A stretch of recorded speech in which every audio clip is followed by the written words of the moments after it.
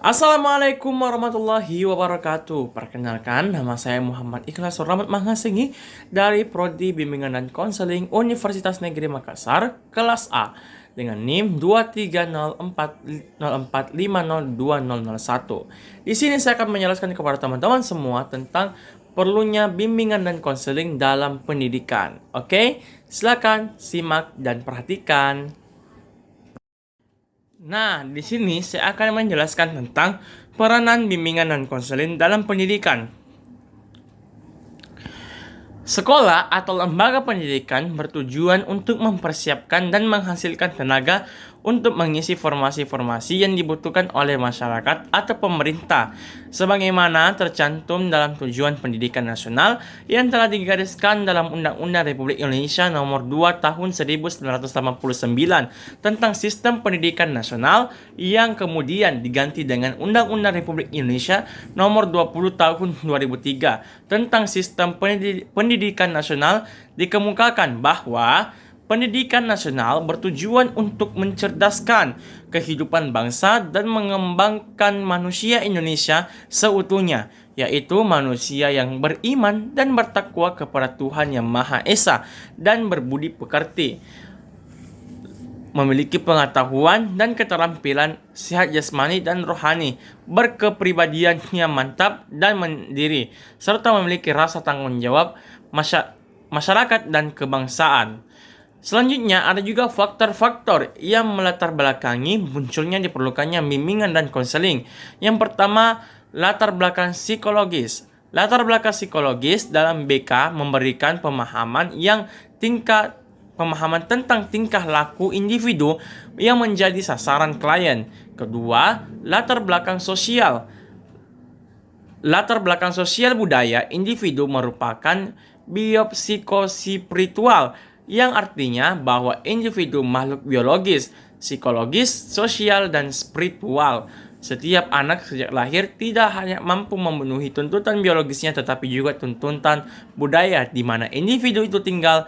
Tuntutan budaya itu dilakukan agar segala dampak modernisasi dapat difilter oleh individu tersebut secara otomatis, serta individu diharapkan dapat menyesuaikan tingkah lakunya sesuai dengan budaya yang sudah ada, agar dapat diterima dengan baik oleh lingkungan tersebut. Ketiga adalah latar belakang agama, yang dimana setiap individu merupakan makhluk Tuhan yang pada dasarnya sama memiliki fitrah sebagai khalifah dan hambanya. Dalam kategori ini pun sangat diperlukan sekali bimbingan terhadap setiap tantangan dimensi spiritualitas individu.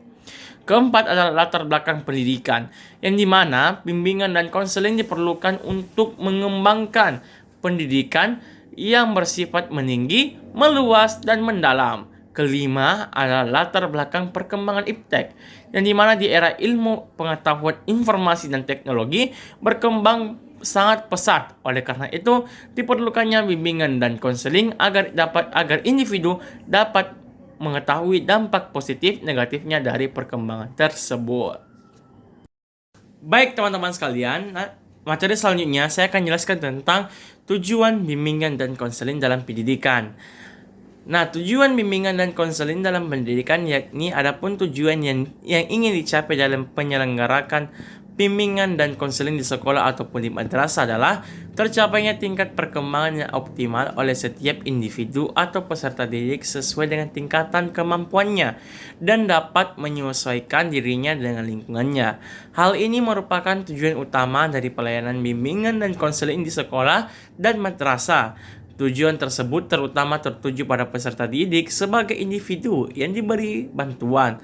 Akan tetapi, sebenarnya tujuan bimbingan dan konseling di sekolah dan di madrasah tidak terbatas bagi peserta didik saja, tetapi juga sekolah secara keseluruhan. Baik, di sini saya akan menjelaskan tentang fungsi-fungsi dari bimbingan dan konseling dalam pendidikan. Yang pertama adalah fungsi pemahaman. Fungsi pemahaman adalah fungsi bimbingan dan konseling yang akan menghasilkan pemahaman tentang sesuatu oleh pihak-pihak tertentu. Kedua adalah fungsi pencegahan. Fungsi pencegahan hal-hal yang harus dilakukan oleh seseorang konselor dalam melaksanakan fungsi pencegahan adalah yang pertama adalah mendorong perbaikan lingkungan yang berdampak negatif terhadap individu yang bersangkutan. Kedua, mendorong perbaikan kondisi individu dari pribadi klien. Dan ketiga, ada fungsi pengetasan, yakni upaya pengetasan masalah pada dasarnya dilaksanakan secara perorangan. Sebab setiap masalah adalah unik.